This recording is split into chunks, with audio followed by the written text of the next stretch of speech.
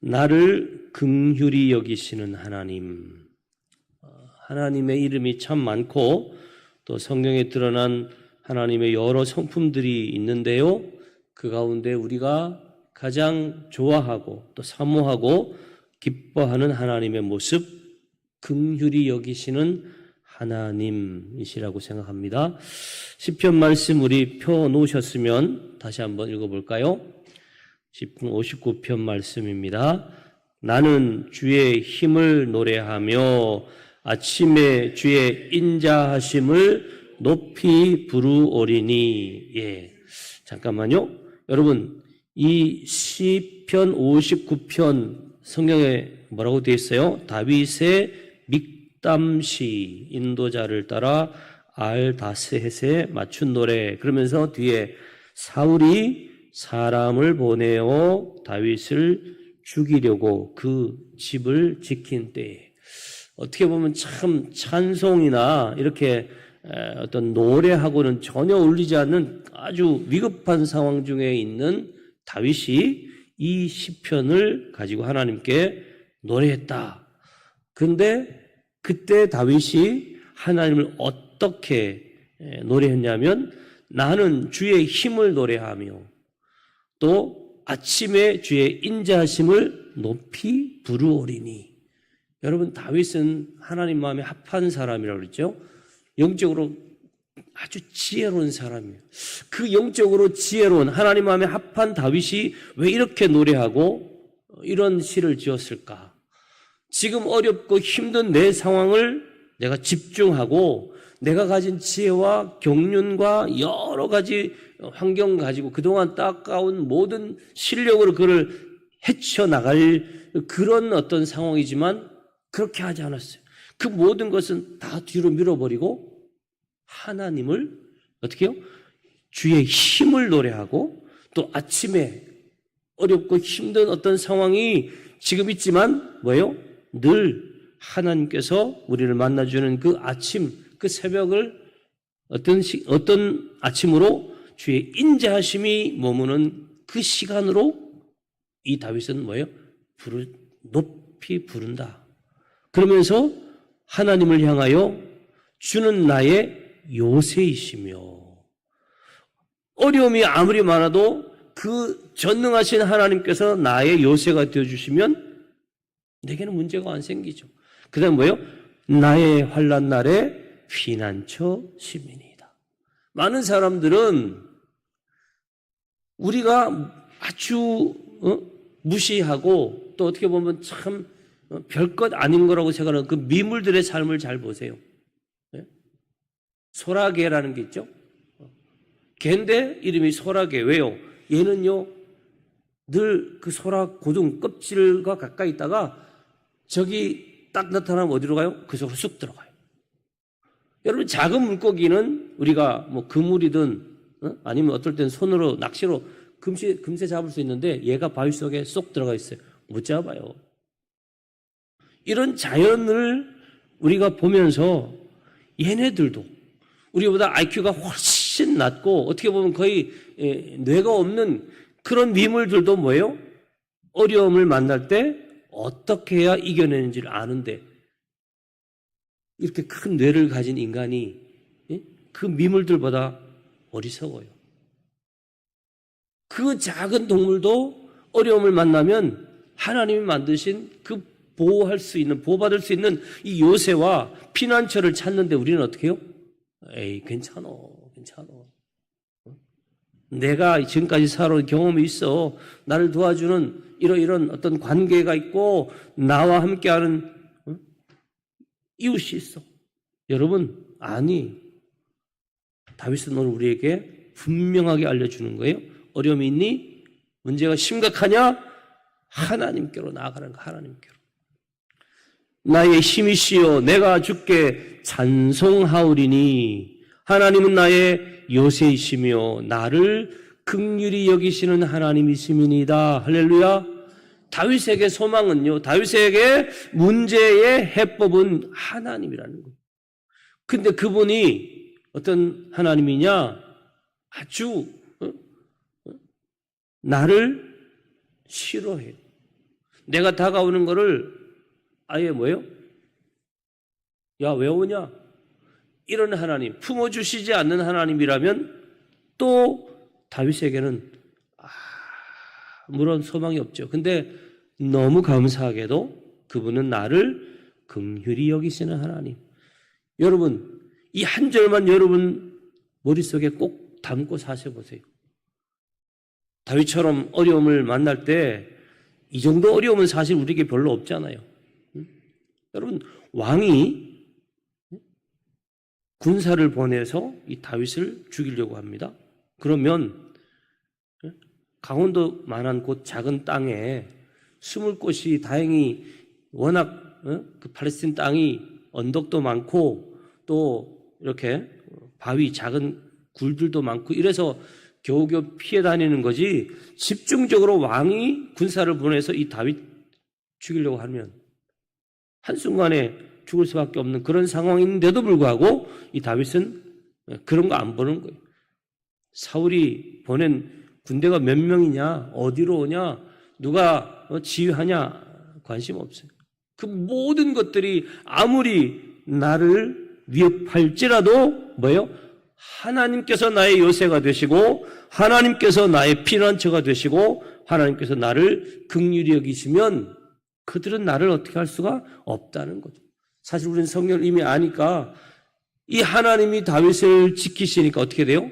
오히려 공격하는 사울보다는 다윗에게 사울을 죽일 수 있는 기회가 더 오히려 많았잖아요. 하나님은 이런 하나님이십니다. 자, 그 다음에 에레미야 애가 3장 말씀 폈었어요? 한번 같이 읽어볼까요? 시작. 예, 성경 읽고 나서는 덮어놓고 하면 안 돼요. 성경 펴놔야 돼요. 에레미야 애가 3장 22절 23절 시작. 여호와의 인자와 긍휼이 무궁하심으로 우리가 진멸되지 아니함이니이다.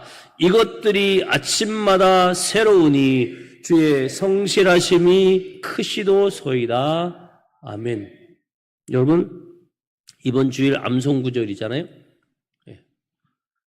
이 에레미야가 23장 22절 23절은요 굉장히 중요한 말씀. 그리고 많은 사람들이 이 말씀을 암송하고 있고 또 이 말씀을 가지고 찬양도, 그죠? 주의 인자는 끝이 없고 그의 자비는 무궁하며 아침마다 새롭고 늘 새로우니 주의 성실이 그도다. 성실하신 주님. 예, 이게 우리나라 노래가 아니고요, 미국에서 만든 노래. 우리는 주의 인자와 긍휼이 무궁하심으로 라는 거는 제가 뒤에 이제 긍휼에 대한 설명을 좀 더 하겠지만, 여러분, 이 인자와 긍휼이 있는 것도 중요한데, 귀한데, 그게 끝이 없는 거예요. 그러니까 베드로가 뭐라고 그랬어요? 내게 잘못한 친구가 있다면 몇 번쯤 용서해 줄까요? 예수님께 물었죠? 한 7번쯤 하면 7번쯤 용서해 줄까요? 그때 예수님이 뭐라고 했어요? 아니다는 거예요. 70번씩 7번. 네가 생각하는 그 정도의 어떤 인자와 긍휼이 아니라는 거예요. 주님 우리에게 알려주시는 인자와 긍휼은 끝이 없는 거예요. 끝이 없는. 그 정도로 우리를 어떻게 해요? 용서하시고 받아주시는 주님 때문에 우리가 진멸되지 않는 거예요. 그러니까 아침마다 여러분 일어나면 이 찬송 또는 이 말씀을 여러분이 고백하며 사시면 참 좋아요. 저는 늘 자주 이 말씀을 눈 뜨자마자 주의 인자와 긍휼하심 무궁하심으로 내가 진멸이라는 건 뭐예요? 없어지지 않는 거예요. 여러분, 우리는 내가 대단해 보이지만 여러분 한 분 한 분은 사실은 어떻게 돼 있어요? 예, 우리가 가끔 이렇게 지나가는 개미, 예? 툭 나도 모르는 사이에 밟아버리고, 아니면 뭔가 조그마한 벌레들이 집에 있으면 어떻게 해요? 그냥 밟아.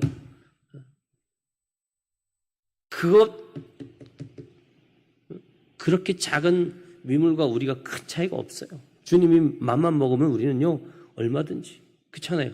한순간에 홍수로 전 인류와 땅에 호흡이 있는 걸 다 멸하실 수 있는 그 능력이 하나님께 있는데 우리는 그걸 생각하지 않고 당연히 나는 오늘 사는 거야. 아닙니다, 여러분. 오늘의 여러분은 하나님의 인자와 긍휼하심 덕분이에요. 그리고 그걸 어떻게 해요? 아침마다 또 아침마다 어제 하신 그 인자와 긍휼을 오늘 또 보여주시는 그 성실하신 하나님. 우리가 잠자고 나면 아침에 깰 때 피로는 가져가고 새로운 힘을 채워주시고 또 밤이 지나니까 아침이 오고 또 온 만물을 신선하게 새롭게 늘 뉴 크리에이션, 늘 새롭게 만드시는 그 하나님의 그 은혜가 있기 때문에 우리는 사는 겁니다. 여러분, 자, 느헤미야 말씀도 한번 보여드릴게요. 같이 읽을까요? 주의 긍휼이 크심으로 저희를 아주 멸하지 아니하시며 버리지도 아니하셨사오니 주는 은혜로우시고 긍휼히 여기시는 하나님이심이니이다. 아멘. 예, 느헤미야는 이스라엘이 어떻게 해요? 예, 바빌론에게 완전히 멸망당하고 포로로 끌려가고 죽기도 하고 성전, 성벽 다 무너진 그때에 하나님의 부름받아 쓰임받은 선지자잖아요. 근데 그 느헤미야가 그렇게 고백하는 거예요. 어떻게 보면 처참한 상황 속에 있었지만 그러나 주의 긍휼이 크심으로 저희를 아주 멸하시지 않았다는 거예요. 버리시진 않았다는 거예요. 여러분, 소망을 가진 사람은, 하나님을 만난 사람은 이렇게 고백해요. 모든 것들이 다 내가 생각하는 것과 달라져도요, 없어진 것 보고, 깨진 것 보고, 상한 것 보고, 내게서 빠져나간 것을 카운트하는 게 아니라 뭐예요? 남아있는 걸 보는 거예요. 거기서도 뭐예요? 하나님의 긍휼을 찾는 사람. 그런 사람이 어떻게 해요? 하나님이 쓰시는 사람. 그래서 결국 느헤미야는 어떻게 돼요? 그 예루살렘의 성벽을 다시 재건하지 않습니까? 그리고 자기 혼자 할 줄 알았더니 아닌 거예요. 각 그 족장들과 제사장들이 하나씩 문을 맡아가지고 52일 만에, 여러분 요즘같이 중장비가 있고 대단한 어떤 건축술이 있는 그때가 아니잖아요. 근데 그 돌로 막 이렇게 벽을 쌓아야 되는 그 시기에 52일이라는 거는요, 기적 중에 기적이죠. 근데 그게 왜 가능해요? 느헤미야가 가지고 있는 이 하나님에 대한 믿음이에요. 여러분, 문제가 아무리 심각하고 커도 그 문제만 보는 것이 아니라 그 문제 넘어 있는 하나님, 도우시는 하나님을 보고 있는 사람은 회복이 순식간에 일어날 수 있는 거예요. 자, 긍휼. 또 시편 25편 6절 말씀. 같이요. 여호와여, 주의 긍휼하심과 인자하심이 영원부터 있었사오니 주여 이것들을 기억하옵소서. 그 다음에 누가복음에도, 신약의 말씀에도 그 종 이스라엘을 도우사 긍휼히 여기시며 기억하신다. 저를 보세요. 하나님은 어떤 하나님이냐? 긍휼히 여기시는 하나님이에요. 문제가 심각할 때 우리가 하나님을 떠올리면 그 하나님의 사랑, 그 하나님의 치근히 여기심, 그죠? 우리가 성경에서 많이 아는, 또 자주 등장하는 단어가 뭐예요? 헤세드죠. 인자. 근데 이 긍휼이라는 단어는 라함임. 근데 오히려 구약에는요, 이 히브리어로는 이 라함임이 더 많이 나와요. 왜 그럴까요? 불쌍히 여기고 도와주고 상대방에 대한 마음이 어떤 마음이냐? 불붙는 마음이라고 그랬어요. 아파하고 있는 이스라엘, 고통 중에 있는 이스라엘을 바라보는 주님의 마음은 불붙는 마음이에요. 자식을 바라볼 때 자식이 아파요. 자식이 막 상처 입고 울어요. 그럼 어떻게 해요? 부모의 마음은 불붙는 것 같잖아요. 그 마음이 누구의 마음이냐? 하나님의 마음이에요. 그리고 그 긍휼은 있는 그대로 어떤 문제가 있고 기준에 미달되고 모든 것이 다 없어도요, 있는 그대로를 받아주는 거예요. 이게 바로 긍휼히 여기신다. 구약에서 그래서 이 라함임이라는 단어를 시편 103편에도 있어요. 시작. 동이 서에서 먼 것 같이 우리의 죄가를 우리에게서 멀리 옮기셨으며 아버지가 자식을 긍휼히 여김같이 여호와께서는 자기를 경외하는 자를 긍휼히 여기시나니. 아멘. 여러분, 동과 서는요 만나지 못해요. 어떤 사람은 끝까지 동으로 가면 서가 나온다. 아니에요. 우리는 지구가 둥그니까 그렇게 생각할지 모르지만 사실은 동과 서는 끝이 없죠. 그런데 우리가 지은 모든 죄를 완전히 없애버리신다는 것. 그리고 아버지가 자식을 긍휼히 여김 같이 하나님은 우리를 긍휼히 여기신다. 그래서 우리는 이 긍휼의 마음을 어디서 찾아요? 가족에서 찾는 거예요. 부모, 형제 사이 이 애틋한 정, 이 애틋한 심정 있잖아요. 요즘 보면 이웃 사람, 동료들보다 부모, 형제, 자매 못 만나요. 그러나 한번 기회에서 만날 때 그 형제 사이에, 부모 사이에 애틋한 정이 얼마나 큽니까? 옛날에 어떤 애가 그래요. 핏줄이 정말 땡긴다. 그죠? 희한하죠? 우리는 하나님께서 이런 부모와 형제, 자매 사이에 이 애틋한 정을 통해서 하나님의 긍휼을 경험하게 하는 거예요.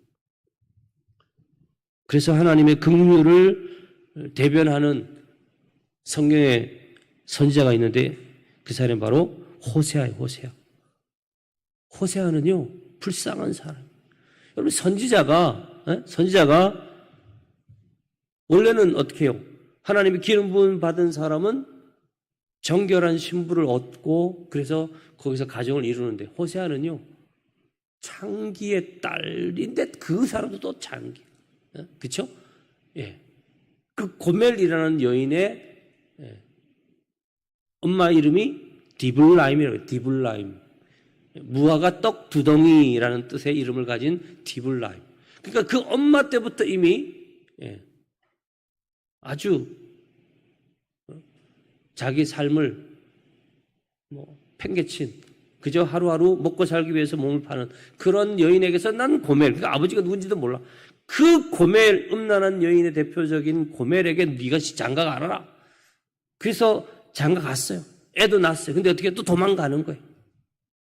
근데 하나님, 야, 가서 다시 몸값을 지불하고 도로 찾아와서 다시 그 고멜하고 살아라. 여러분, 이게 말이 됩니까? 근데 이걸 왜 그렇게 해요? 하나님이 그렇게 하셨다는 거예요. 하나님을 떠난 이스라엘을, 하나님을 배반한 이스라엘을 하나님은 버리는 게 아니라 어떻게 해요? 또다시 찾아가는 거예요. 또다시 찾아가는 거예요. 우상 숭배하고 모든 악한 것 다 하나님보다 더 사랑하는 그 이스라엘을 끝까지 사랑하는, 이게 바로 호세아 선지자를 통해서 보여주시는 하나님의 긍휼이잖아요. 그러면 이게 구약에는 그렇게 나타나 있는데 신약은 어떻게 돼요? 신약은 하나님의 긍휼의 대표적인 어떤 상징이라고 할까요? 이게 뭐예요? 예수 그리스도의 인카네이션, 예수님의 성육신이라는 거예요. 자, 에베소 2장 4절 5절 시작.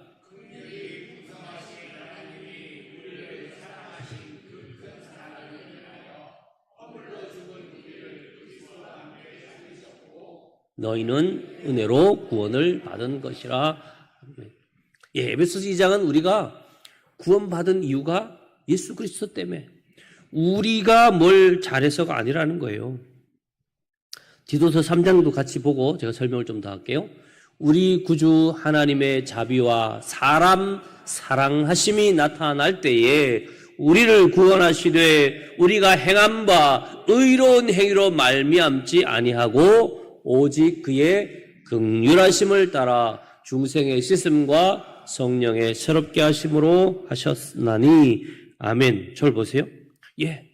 우리는 죄로 말미암아 영영 죽을 수밖에 없는 존재가 됐어요. 그럴 때 하나님은, 긍휼의 하나님은 어떻게 하셨다고요? 그 아들을 우리에게 보내시고 우리 대신 그 모든 죄를 대신 지시고 십자가에 죽게 하셨고 그 보혈을 흘려 그의 죽음으로 말미암아 우리를 살리셨다라는 거예요. 그래서 그 하나님의 긍휼은 바로 예수님의 성육신 사건으로 우리에게 드러나는 거예요. 그래서 베드로전서에 이 호세아에 나와 있는 그 내용을 가지고 베드로 선지자는 우리에게 이렇게 말하죠. 너희가 전에는 백성이 아니었어요. 그래서 원래 아이를 낳았는데 그 아이의 이름을 뭐라고 지어라 그랬냐면 로암미. 따라서 로암미. 암미라는 말은 내 백성이라는 뜻. 하나님은 너희는 내 백성이다. 이스라엘 백성들은 우리는 하나님의 백성이다라는 어떤 그런 자부심을 갖고 있었는데 호세아가 아이를 낳았는데 그 아이는 뭐예요? 로암미예요. 로라는 건 뭐예요? 아니다. 넌이란. 그러니까 너는 내 백성이 아니야. 근데 나중에 하나님이 그 로암미의 이름을 바꿔주죠. 뭐로요? 암미로. 너희가 전에는 백성이 아니었어. 예수님을 우리에게 보내기 전에는 우리는 로암미. 근데 예수 그리스도의 보혈로 우리가 다시 백성이 되었어요. 그 다음에 또 아이 이름을 뭐래요? 로루하마. 로루하마. 완전 방언하는 것 같죠? 루하마라는 건 뭐예요? 긍휼을 입은 자란 뜻. 근데 로가 붙으니까 긍휼을 입지 못한 자가 됐다가 나중에 다시 루하마에서 로가 떨어지고 루하마가 되는 거예요. 여러분은 이제 뭐예요? 암미 백성이고요. 하나님 백성이고 하나님의 긍휼을 입은 루하마가 됐는데 이걸 베드로 전서 2장에는 이렇게 말해요. 너희가 전에는 백성이 아니더니 이제는 하나님의 백성이요. 전에는 긍휼을 얻지 못하였더니 이제는 긍휼을 얻은 자 되었다. 이게 뭐예요? 우리의 노력, 우리의 수고, 우리가 뭘 해서가 아니에요. 하나님이 예수 그리스도를 보내주셨기 때문에 우리에게 이제는 백성으로서 긍휼을 입은 자로서 살아갈 수 있게 되었다라는 것이죠. 하나님의 백성이 이 세상에서 긍휼을 베풀며 살아야 될 이유가 뭘까요? 긍휼을 입었기 때문이에요. 그래서 마태복음 18장에 이렇게 말해요. 내가 너를 불쌍히 여김과 같이 너도 내 동료를 불쌍히 여김이 마땅하지 않으냐. 골로새서 3장 12절 시작. 그러므로 너희는 하나님이 택하사 거룩하고 사랑받는 자처럼 긍휼과 자비와 겸손과 온유와 오래 참음을 옷 입고 누가 누구에게 불만이 있거든 서로 용납하여 피차 용서하되 주께서 너희를 용서하신 것 같이 너희도 그리하고. 아멘. 예, 여러분 우리는요 하나님께서 우리를 그 죄 가운데서 건져주셨고 아무런 대가 없이 우리를 있는 모습 그대로 받아주셔서 용납해 주셨잖아요. 용서해 주셨죠. 근데 우리는 어떻게 돼요? 우리도 그렇게 살아야 된다는 거죠. 우리가 이제 주님을 본마다 그렇게 살 때 하나님은 이 땅을 회복시켜 주실 거라는 거예요. 자, 헨리 워드 비처라는 사람이 이런 말을 했어요. 읽어볼까요? 긍휼은 정죄보다 더 많은 죄들을 치료할 것입니다. 이 말 이해가 되세요? 여러분 정죄라는 건 뭐예요? 율법이잖아요. 원래 예수님 오실 그 시기에 모든 사두개인들과 모든 제사장들은 어떤 생각을 율법에. 그러니까 율법은 뭐예요? 판단해요. 율법은 정죄해요. 그런데 그 정죄와 그 판단으로 인간이 회복되는 게 아니라는 거예요. 오히려 긍휼로 인해서 많은 죄들이 치유된다. 왜? 긍휼을 경험한 사람은 이제서 죄에서 돌아서는 거예요. 가늠하다 잡힌 여인을 향해서 많은 사람이 돌로 치료할 때 예수님이 뭐라 했어요? 야, 죄 없는 사람 먼저 돌로 쳐라. 마지막에 여인에게 야, 너 정죄하던 사람 어디 갔니? 아무도 없는데요. 나도 너를 정죄하지 않아. 가서 이제 다시 그런 삶 살지 마라. 긍휼을 경험한 사람들, 세리 삭개오에게 내가 너의 집에 가겠다. 와, 어떻게? 사람들이 다 싫어하는 그런 이 삭개오 집에 예수님이 가시니까 결국 삭개오가 어떻게 해요? 자기도 긍휼을 베푸는 사람이 되는 거예요. 여러분, 긍휼이라는 단어가 뭐라고 그랬어요? 예, 다음 넘겨주세요. 레헴이라는 이 단어가요, 또 생명 잉태하는 자궁이라는 뜻이 납니다. 근데 이 자궁, 그 다음 넘겨주세요.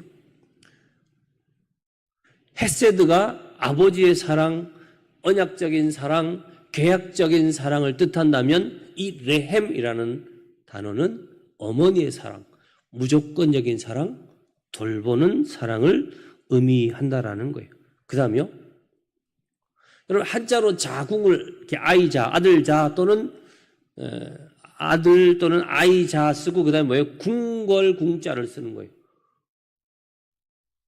엄마의 몸에 있는데 이 태는, 이 자궁은 누구를 위해 있다고요? 아이를 위해 있다라는 거예요. 근데 이거를 궁궐이라고까지 표현한 이유가 뭘까요? 이제 저를 보세요. 그만큼 소중하다, 그만큼 귀하다라는 뜻으로 궁궐궁자를 써요. 자, 궁을. 생명이 잉태하는 그 곳, 이게요, 모양은 서양의 배 모양과 같고, 그 다음에 임신하지 않은 상태의 자궁은 계란 하나만 하대요. 그러니까 이쪽으로 한 4cm, 이렇게는 7cm밖에 안 돼요. 작아요. 근데 이 작은 태가 생명이 잉태하면서 어떻게 돼요? 놀랍게 커집니다. 수십 배로 커지죠. 그 아이가 자라면서 이 엄마의 태는, 엄마의 자궁은 수십 배로 커진다 그래요. 근데 이걸요, 넉넉히 받칠 수 있을 정도로 근육이 굉장히 강력하게 돼 있대요. 그리고 나중에 이제 뭐예요? 이제 38주, 40주 되면 그 근육의 힘으로 태아를 출산시키죠. 여러분 잘 보세요. 제가 이 설교를 준비하다가 찾아봤는데 굉장히 여기에서 귀한 어떤 신비로운 능력을 찾아냈어요. 여러분 이렇게 작은데 거기에 생명이 딱 착상되면 그때부터 어떻게 해요? 그 생명을 완전히 완벽하게 지키고 보호할 정도로 이 엄마의 태는요 큰 힘을 가지고 있다는 거예요. 엄청나게 성장한다는 거예요. 어떤 모양이든지 간에 그거를 뭐예요? 품는다. 이걸 긍휼로 하나님의 긍휼로 우리가 생각하면 우리가 어떤 삶을 살든지 우리의 생활의 모습이나 삶의 태도가 어떻든지 그걸 하나님의 긍휼은 뭐 한다고요? 다 감싸할 수 있다는 거예요. 잘 들으세요. 하나님의 긍휼은 우리가 내가 생각할 때 야, 내가 이런데도 내가 이렇게 문제가 많은데도 그걸 어떻게 해요? 다 받아줘요. 아이가 성장하는 그 성장에 맞춰서 어머니의 태가 커지는 것처럼 성장하는 것처럼 하나님은요 우리의 문제가 아무리 커도 그걸 다 받아줄 수 있는 그리고 엄마에게 있지만 이 태는 자궁은 누구예요? 아이를 위해 있잖아요. 마찬가지 하나님의 능력이지만 그 능력을 누굴 위해 쓴다? 우리를 위해 쓴다는 거예요. 그래서 긍휼이 너무너무 귀하다라는 겁니다. 이해되셨어요? 여러분 어머니들은요 여러분이 가지고 있지만 그걸 누구를 위해서 쓴다고요? 아이를 위해 쓰잖아요. 똑같아요. 하나님은 하나님의 긍휼을 우리를 위해 쓰시는 분이에요. 그래서 우리는 그 긍휼하심이 너무너무 귀하고 감사하다는 거예요. 그러니까 우리는 어떻게 해야 돼요? 어떻게 해야 돼요? 집사님 이제 찬양 준비해 주세요. 자, 히브리서 4장 16절. 우리가 2023년에 이 말씀을 표로 썼죠. 기억하십니까? 다 암송하십니까? 네, 저는 매일 눈 뜨자마자 항상 암송하는 여러 말씀 중에 이 말씀이 있어요.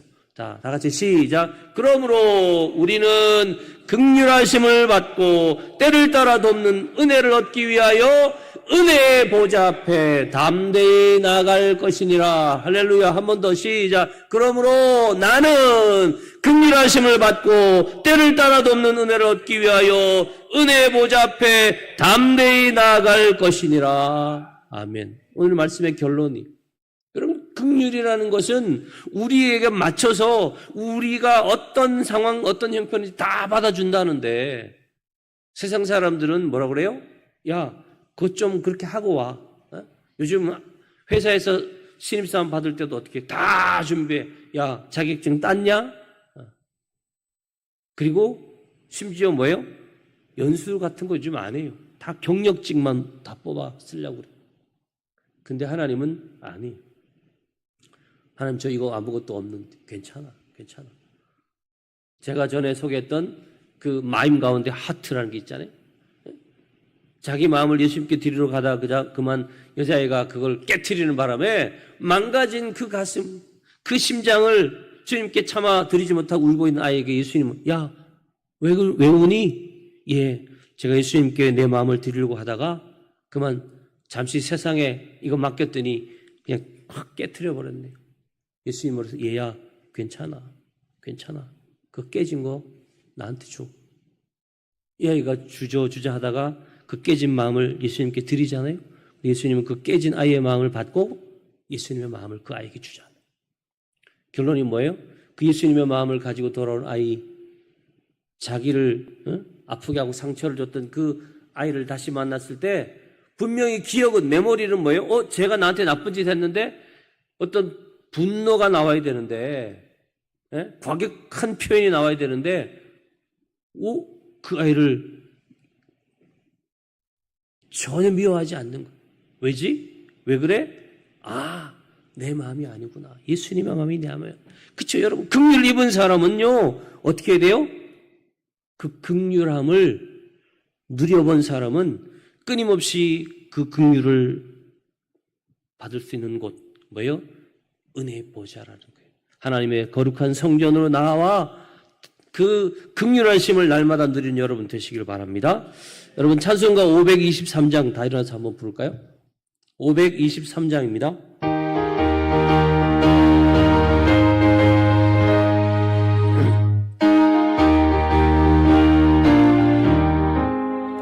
어두운 죄악길에서 목자 없는 양같이 모든 사람 길 찾아 헤맨다. 자비하신 하나님 독생자를 보내사 너를 지금 부르니 나오라. 이때라 주의 긍휼 받을 때가 이때라. 지금 주께 나와 겸손하게 아뢰라. 구원함을 얻으리. 험한 십자가 위에 달려 돌아가신 주 다시 살아나셨네. 기쁘다. 죄인 구원하실 때 어서 주께 나와 크신 은혜 구하라. 이때라 주의 긍휼 받을 때가 이때라. 지금 주께 나와 겸손하게 아뢰라. 구원함을 얻으리. 주의 귀한 말씀에 영원 생명 있나니 주님 너를 용서해 주신다. 주가 부르실 때에 힘과 정성 다하여 주의 은혜 받으라. 이때라 주의 긍휼 받을 때가 이때라. 지금 주께 나와 겸손하게 아뢰라. 구원함을 얻으리. 세월 빨리 흐르고 세상 친구 가는데 너의 영혼 오늘 밤 떠나도 주의 구원 받으면 천국에서 영원히 주와 함께 살리라. 이때라 주의 긍휼 받을 때가 이때라. 지금 주께 나와 겸손하게 아뢰라. 구원함을 얻으리. 사랑하는 성도 여러분, 우리는 긍휼을 받을 자격을 갖춰서 받은 게 아니라고 그랬어요.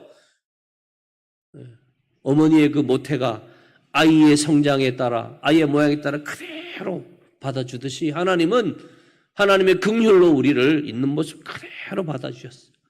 그리고 그 긍휼을 통해 우리의 모든 허물을 다 감당해 주시는 하나님, 그 하나님이 우리를 향해 말씀하십니다. 너도 긍휼을 베풀며 살아라. 그리고 늘 긍휼함을 얻기 위하여 나에게로 나아오라는 거예요. 여러분이 하나님께 나아가는데 방해될 것은 없어요. 율법은 우리를 정죄하고 우리를 판단하고 우리를 죄있다 할 때 그래 나 그렇지만 주의 긍휼을 경험한 우리는 어떻게 해요? 자신 있게 말하는 거예요. 다윗처럼 말하는 거예요. 위기가 있든 어려움이 있든 우리는 어떻게 해요? 주님께로 나아가면 나는 그 모든 긍휼하심으로 인하여 회복될 거야. 회복될 거야. 살아날 거야. 이길 거야. 일어날 거야. 그리고 하나님이 나를 귀하게 쓰실 거야. 그 믿음으로 살아가는 저와 여러분 되시기를 간절히 축원합니다. 하나님 아버지, 세상은 점점 어두워갑니다.